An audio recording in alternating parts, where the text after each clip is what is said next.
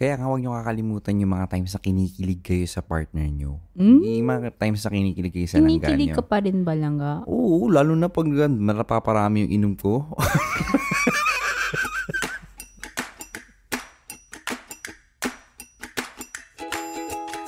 Hi, langga! This is Jarrett. And this is Apple. Welcome to the Langga Speaks podcast. Join our beloved conversations About God's love and joy. Hello everyone, this is the Langga Speaks podcast with me, Jarrett. And this is Apple. Wow. Welcome to a new week and a new season and chapter with us. Oh, you look like the best version of yourself. I look? Talaga. It's 12:30 in the morning on a Sunday as if nothing has changed. My hair is all over the place. I did brush my teeth, however. Yes, you that are. I am confident. You yes. brushed your teeth before me. That's a new record. That's confident. But did you floss? You know what? Funny thing about that story. I remember reading somewhere. You did not floss. I remember reading somewhere gosh. that I don't know if this is right for the podcast, but anyways, I remember reading somewhere that brushing your teeth without flossing is like cleaning your puwet Uy! without cleaning the middle. Yung cheeks lang. Uy! Kadiri! What a way to start this show. I know, but you know, This it's all episode. about, it's, you know, after 2 years of being together, we've kind of let down some of our filters naman. We've exposed ourselves in one way or another, and it's part of learning more about each other and bringing about the best version of ourselves to the forefront, right? Wow. Wala akong masabi sa I'm flaws. speechless on how you did the whole introduction, starting with that something na... Kailan ko ba nabasa yun? Basta ganun nabasa ko. Well, mga langga, this is a new season, a new journey, a new chapter, a new sound, hopefully for us and for you who's listening. We're so happy that you're here. But before we start, I hope that you have followed our show on Spotify or even left a rating, if that is not too much to ask. And if you're not on Spotify, please do. We would love to hear from you. Please do check out langaspeaks.com, our website. You can leave us a review after this episode, or if this is your nth episode with us, check out langaspeaks.com/review. So today we're going to talk about how to be the best version of you for your langga. Marami kasi tayong pwede pag-usapan about this. And of course, this topic is sourced no other than from our mentors of Symbis Mentors, which, by the way, we are certified Symbis Facilitators. If you don't know what Symbis is, it's saving your marriage before it starts. So if you want to learn more about that, please do check out our website, langaspeaks.com/symbis. Maraming salamat to Dr. Les and Leslie. So, eto na nga. Share out. Ito na nga. Siyempre, during dating, napakadaling mag-best foot forward. Oo. Diba? Dati, sobrang gandang-ganda ka sa akin dati. Oo. Gandang-ganda pa rin naman ako sa'yo ngayon Oo, pero mga langga, we are watching now Attorney Woo, Extraordinary Attorney Woo. And she kept pointing that this guy, Juno, kept looking at Attorney, laging sabi, grabe yung tingin niya, no? Grabe yung tingin niya, no? Sana ikaw, ganun din tingin mo, no? wala akong sinabi na sana ganon. You didn't need to say it because you keep saying it every single time. Ay, grabe you have the opportunity siya. to Sinabi ko, grabe yung tingin niya, no? napaka-expressive ng mata niya. Wala akong sinabi na. You Dapat say ganon it lang din. best when you say nothing at all. So yun nga, napakadali kasing i-best foot forward, tapos halos parang in a way, it just flows naturally, yung creativity nyo to be the best version of you. Siyempre, bago yung relationship, there's so much to explore. Oh, that's the problem because, you know, focusing on one another helps us build the happy relationship we all pray for. You know, it makes us feel happy and fulfilled. Kaso nga, yun ang nangyayari usually sa mga kinakasal na. Or medyo matagal na yung relationship. Right. Sobrang seryoso nyo na sa isa't isa. Yun ang nangyayari. Sumosobra yung pagkaseryoso. Diba? Naging comfortable na tayo. Tulad yung pagkakashare mo ng floss na yan. Diba?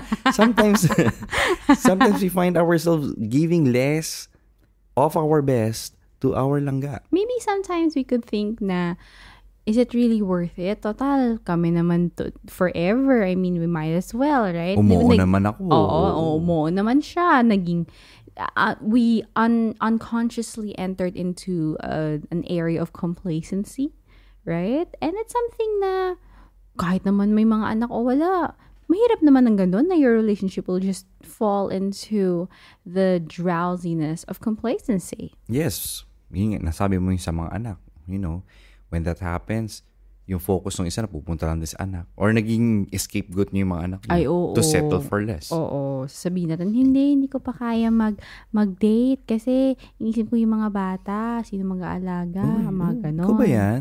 Medyo. Shout out sa aming mga pinsan today for allowing us to have a date. Oo. Grabe yung date namin. Sobrang na-appreciate ko yung date namin kasi magkahiwalay yung kwarto namin. Ikaw talaga. Nagpamassage kami, tapos magkahiwalay yung kwarto. Sobrang na-appreciate ko yung bonding time natin. Grabe, sabihin nila, ganyan po ba yung mag-asawa pag 5 years na? Masaya na pag guys, hindi na at least connected kami ng aming mga lamig sa katawan. Oo, sa totoo lang ang galing ni ate. Kada ano niya doon sa lamig sa katawan ko, feeling ko nararamdaman mo yung sakit na nararamdaman ko. Grabe. Kaya siguro pagtapos na ng session, paglabas natin, parang, I'm so refreshed. Ito na nga, focus nga tayo. Grabe kung ano pinagsasabi natin dito. So, sa mga nagbabalak pang ikasal. sa mga nagbabalak pang ikasal. Parang second marriage na ba ito? Anyway, sa mga nagbabalak ikasal, sa mga, or if you're married already, kung single ka pa ngayon, okay lang, di ba? There are certain things na you must consider if you want to nurture a lifelong love and a happier marriage. So, simulan natin itong mga tips na to, no? 5 lang naman itong mga langga. So, hold on. Number 1, share good news with your spouse first. You know, this is something na it may seem so simple, pero sometimes ganun parang nakakalimutan natin, forget that we should also be very, very excited in sharing the good things that happen about us. You know, you have good news to share. So we make sure that your langga, your partner in life, your soulmate, is the first person to hear it from you. Kasi having close relationships, syempre, with your family, with your friends is important. But when you do get married, especially, your langga, your partner, should be your priority. Kaya I appreciate when you said na, langga, by the way, I want you to be the first to know. Kahit nasabi ko na sa iba. Ano daw? Di ba nag-disclaimer ka? But I really wanted to give you the details. Hindi. Tinawagan kita muna. Ikaw talaga yung tinawagan ko muna. Binigyan kita ng summary. Kaso kasi, yung mga... Yun. Kasi hindi authenticated Oo, so, grabe siya. Kailangan pa ba ng SOA yan? Gusto ko ng POA. red ribbon. Ganon. So, grabe naman yung niya. Kaya, sa totoo lang mga langga, I know that social media is like prevalent everywhere in relationships and stuff like that. And it's so exciting. It's so tempting to be able to post good things and good news online, to be able to share it with others. But have you asked yourself whether that moment, whether it be major or minor, were you able to think of your partner first, or were you more concerned about what other people will say? Totoo yan na maraming ganyang couples na, doon ko pa nalaman sa social media. Diba? Nakanak pala yung misis ko. Doon ko pa nalaman sa social media. Alam mo, kasi kunyari, magkahiwalay, nasa ibang bansa yung spouse, diba? Usually, nangyayari yan.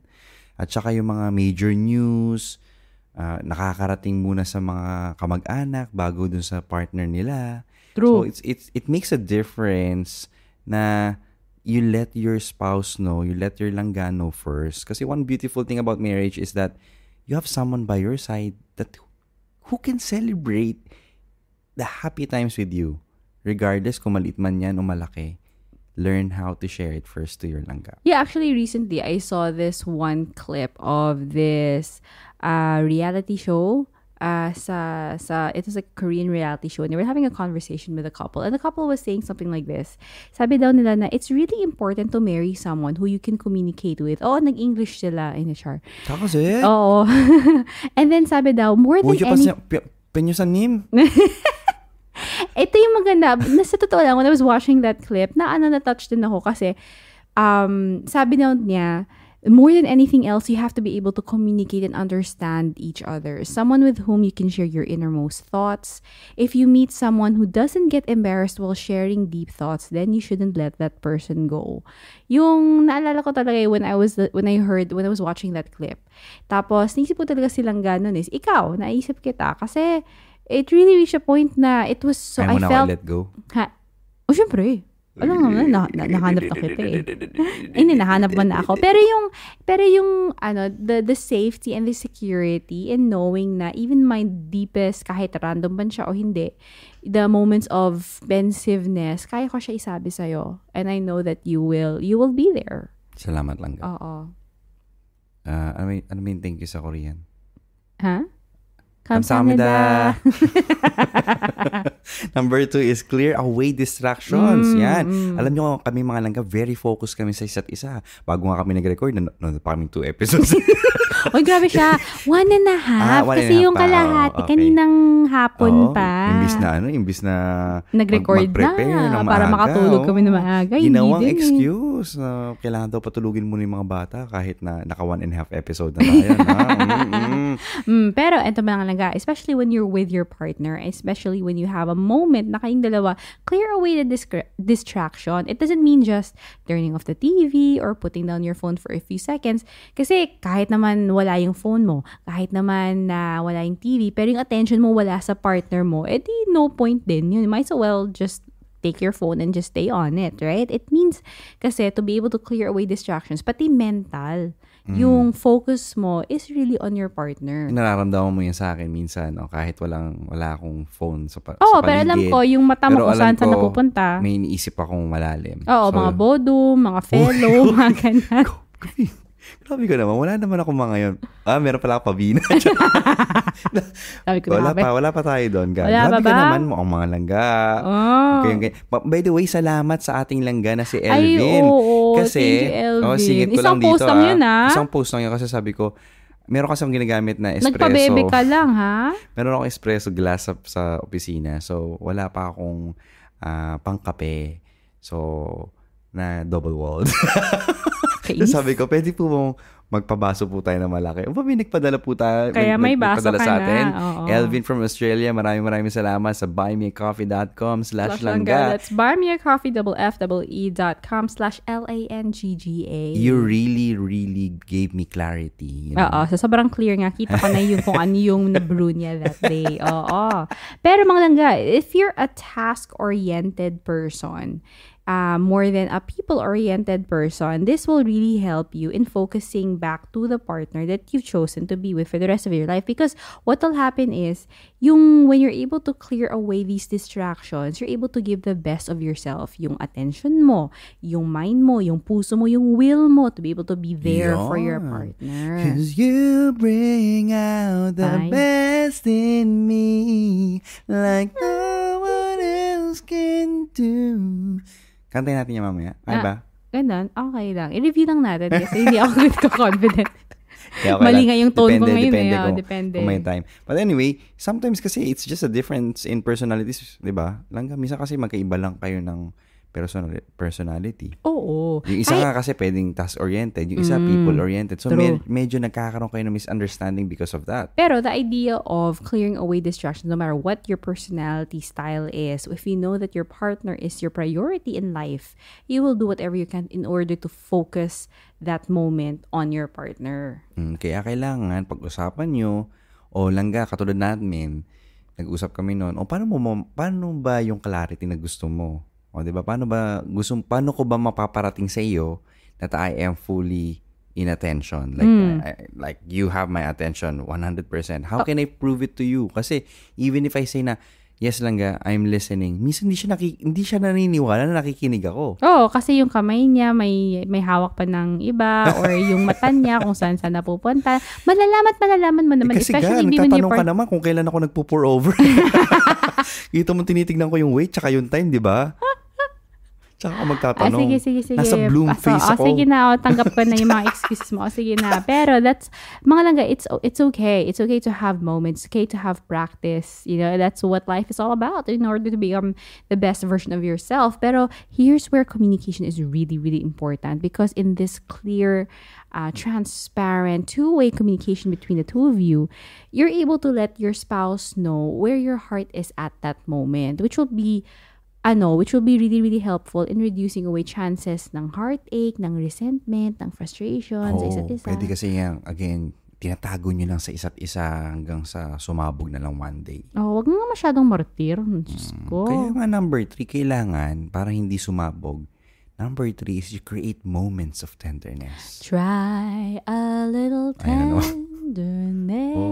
Huwag nyo na pong pakinggan yung version na yun kasi wasak yung episode nila. We did do an episode, but please do not listen to the song at the end. Totoo yan. Kasi pag dating pa kayo, by the way, speaking of tenderness, no? Pag dating pa kayo, napaka-tender nyo sa isa't isa. Ay, oo. Kids can tell. Oo, grabe.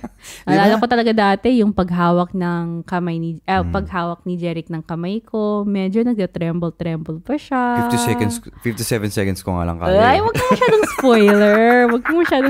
57 seconds ko lang kayang hawakan yung kamay mo. After that, parang medyo... Sumasabog ka na. Kasi, alam nyo, mga langga, kasi pagka bago pa kayo, parang yung pag maglalandian kayo, mamahalan. Parang ang dali-dali, no? You're like in a bubble na your world revolves between the two of you. Parang ang laki pa nung yung tolerance nyo sa isa't isa. Hindi kayo naiinis agad-agad. Oo. Nakatawin lang ako ni Apple na, gobi ko naman, biro lang gaw ka naman, ganyan. Ngayon, kumakahampas ka talagang nararamdaman ko eh. Alam mo yung parang may solar plexus na suntok. Well, sometimes naman kasi, especially na-mention namin earlier, diba? Especially when the routine of life comes in, when the length of being together comes in, when complacency set in, and when, you have additional members of your family that take away your attention from one another, sometimes you really have to get your point across. Katulad ng kahapon, diba?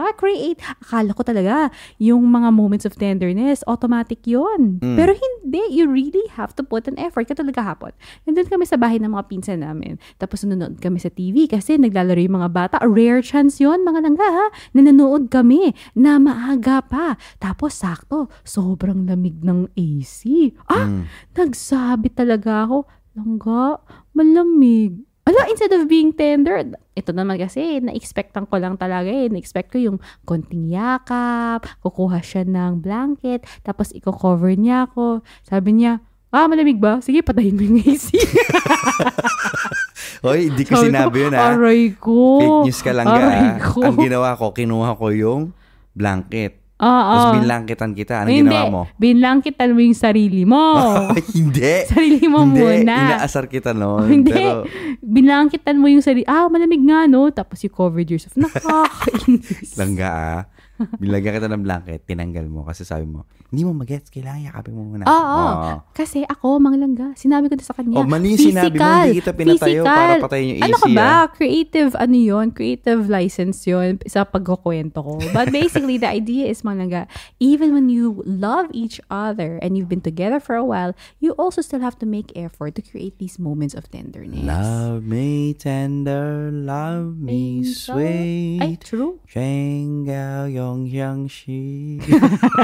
Pero yun pala yan. Pero ito mga langga, this is something that Jeric and I have learned and are continuing to learn, na for us to be able to have that moments of tenderness, yung mga nakita natin mga partners na napaka-goals nila, there's a lot of effort involved for them to be able to reach that, diba? Oo, may effort involved yun. Tsaka it's really important for you to nurture that. Hindi naman yan instant It's really important to make more time for intimacy because more intimacy creates more opportunities for tenderness in your journey together. Not just physical intimacy, mga langga. This is the emotional intimacy, the spiritual intimacy, to become really united fully together as partners. Ano yan everyday thing yan. Hindi yan yung one time, big time, grand gesture o kailangan nyo Although mag-date those sa are 5. nice. Although those are nice But once it's in a not while. really- But it's not sustainable. Yeah, for example, nagkakaroon na kayo ng tenderness, ng intimacy, kailangan doon pa kayo sa Burj Al Arab. 7-star hotel pa, kailangan ganon. Kailangan gold yung cake. Kailangan gold yung kinakain nyo, yung may gold flakes. True. 24 karat. True. Tapos sabi mo, oh wow, grabe, I really feel intimate right now. Tapos sabihin sa'yo nung spouse, syempre naman, 5,000 dirhams tayo dito. Para sa cake na yan, di ba? Hindi ka pa intimate. True. So, kailangan, tama si Apple, kailangan, what can you do regularly for these feelings of intimacy to be compounded? Like for Jeric and I, kasi nga, we've already spoken about our love languages before na ako major talaga yung physical touch, sa kanya naman quality time. So what works for Jeric and I are things na pag hinahawakan niya yung kamay ko, pag when he looks at me and alam ko na he's not asking for forgiveness but looking at me kasi he knows na nakita ko na yung pagmamahal niya sa akin ay buong buo. Or find other ways, mga langga, diba? Yung konting yakap dito, yung konting kiss dito, even if it's in front of the children. All of these are little moments that will just build up, and before you know it, it'll just overflow. Kaya nga huwag nyo kakalimutan yung mga times na kinikilig kayo sa partner nyo. Yung mga times na kinikilig kayo sa langga nyo. Kinikilig ka pa rin ba, langga? Oo, lalo na pag marapaparami yung inom ko. Yan, ganyan. Yung mga ganyan naka-statement kaya napapa-solar plexus ka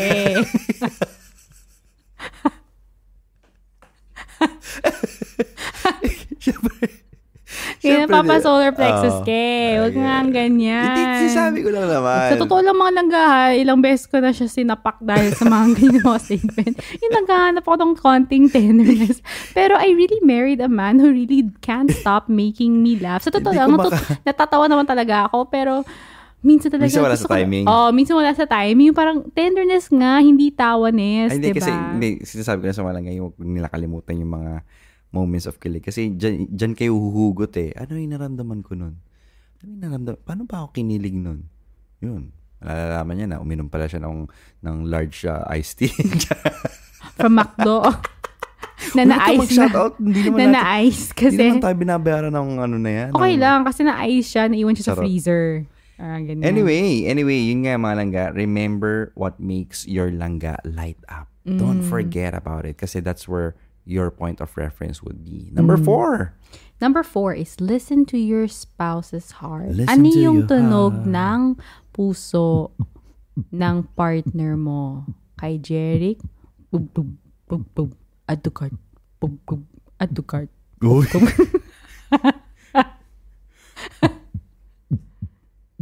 Check out complete. Arriving. Driver is in the door. Yung driver yung bumaba. Ay, nako. Nakakainis. But here, this is where listening really comes into play. Not just listening to the sound, but rather listening to the signs that they are giving.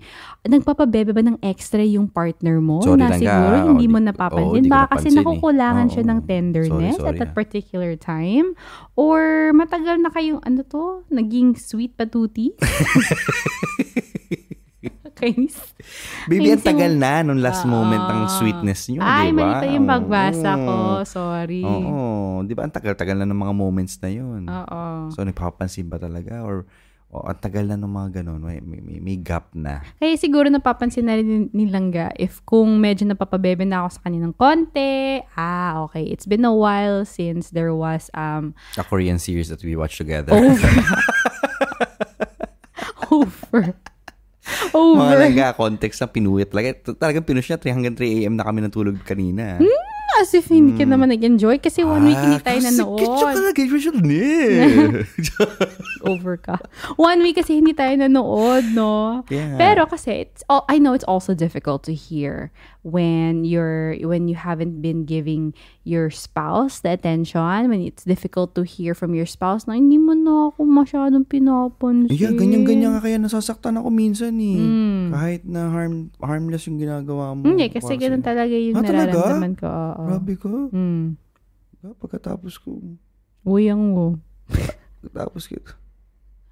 She's like, yeah, I guess she is. Ito na naman tayo. But this is where open communication really, really helps because you're able to listen, you're able to share, and from there you'll be able to rebuild the bridges that were shaky at shaky at that time. You have to really stay open kasi to what your langga is trying to communicate. Kasi unless you try to open up and understand, then paano mo sila i-meet in the middle, no? You need to find ways to meet them where they are at the moment. So, that's the only way. Pagka nagkakaroon na kayo ng relationship drift, dapat mauna na isa sa inyo. Huwag na kayo mag-antayan. Oo. Diba? Mahirap na yung ganun when you let pride stop you from coming back together because it was from a misunderstanding. Anyways, so that was number 4. Number 5, which is our last on mga langga, is to find your off switch. Find your off switch. Yan. Sa akin mga fellow langga na lalaki. Wow, langga na lalaki. Oh my God, what's happening here? Na yung mga langga dyan nakikinig na mga hard worker, usually mga provider. Minsan, we kinda use it as an excuse for us to say na, bakit? Pagmamahal ko to sa'yo, nag-overtime ako, nabibili mo lahat ng gusto mo. Para sa pamilya natin, we have to do this. That's why I have to do this for our dreams. But then we forget, no? There is a moment na kailangan din nating mag-off. Kailangan din nating magbigay talaga ng time to pursue our langga. And dapat the way we view our workplace, the way we view our careers, our businesses, how much yung effort na nilalagay natin doon, dapat hindi yun yung mas lamang kaysa sa effort na nilalagay natin sa relasyon natin. True. Not only with our kids, but more so the relationship that we have with our langga, our future langga. Kasi importante yan. Diba? Minsan we're so busy making a living that we forget that we promise someone that we will make a life with them, a journey with them. So, dapat hindi natin makalimutan yun. You see, mga langga, this off switch doesn't need to be permanent anyways. Okay, we're not saying you should completely turn off being a provider, completely turn off being a career person. It doesn't mean that thing. But it means that you have to be able to create a space and allow yourself to reconnect with the langga that you've chosen to live with for the rest of your life. Alang naman na, tapos na kasal, okay, kasi may sing-sing na, okay na, ready na yung aspect of that life, but then now you're focusing on something else. There's no balance there, right? And it's like, I don't think it's something that you deserve or neither your partner deserves as well. Kaya nagda-downtime kami kung pag may opportunity. So, maraming salamat sa mga attorneys ng Hanbada. Hanbada. Diba? Kasi it's important for us to realign and to go back. Because when we, in a way, have our off time, we're able to come back stronger to pursue the dreams that we have together. Work and passion projects will always still be there pagbalik mo. Pero ang mahirap pagka dinidelay mo, nilalagay mo sa last priority ang relationship mo sa asawa mo, ang relationship mo sa langga mo, it takes a compounded feeling that they are being left behind, that they're not important. And so the relationship drift happens until it's on a point where it's so hard to go back to that lovely feeling. Lovely feeling. Go back to the lovely feeling. No, I don't know that song. Kaya mga langga, it's very important. Always remember na to find that downtime because it's so important for you guys to reassess, to go back to what's truly important, which is the both of you. True. And I think that you deserve, especially if you decide to enter the relationship, I think you deserve to be able to experience the best version of yourself, that you can offer that best version to each other. And you see, mga langga, God has given us this gift of life and of love. Na it's not just for us, it's not just for our partner, but it's also for us to be able to to re-experience yung beauty, yung kagandahan ng buhay overall. Strengthening your relationship kasi will not start from your partner, it starts with us. And it needs na yung super effort from our end to be able to prioritize our own well-being. Kasi when we're the best version of ourselves that we can offer to our partner, that's what helps makes the marriage overall healthy, beautiful, thriving, and probably the marriage that you've been praying for since the longest time, di ba? So sa mga nga na nakikinig dito kahit wala pa kayong mga asawa, wow, diba? It's important to start this now. To start becoming the best version of yourself so that you can contribute to the future relationship that you have. Sa mga kasal naman, marriage is also about contributing to the well-being of the whole marriage in itself. True. Hindi lang take and take. Hindi lang din give and give. There has to be that equal contribution to allow the both of you to thrive in this journey called life. So for me, mga langga, I think the langga is just telling me that it's not going to be easy living life with another person. But when your goal is to be able to love that person the way they deserve to be loved or they need to be loved, in letting God's love flow through you in all aspects, means on doing whatever you can to become the best version. That way, your partner will experience God's love through you. Sa akin naman Langga, sinasabi sa akin ni Langga, ang ating ultimate Langga, is of course, we have to also be open to His promptings. And it doesn't hurt for us to ask for His help.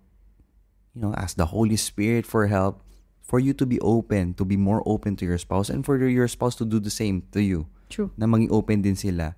In helping you foster this relationship that you want to bloom, a God-honoring one that would definitely show the people around you that you have a good God because of your relationship, the way they see your relationship, the way it positively affects the people who sees it, who witnesses it. At grabe pala ang pagmamahal ng Diyos through this couple. True. And I pray the same for you. Sa mga langga, sa mga naghahanap po ng langga, we pray the same for you as well. That you may reach the best version of yourself for your langga. Amen. This is me, Jeric. And this is Apple. Always reminding you na palangga ka sang Diyos.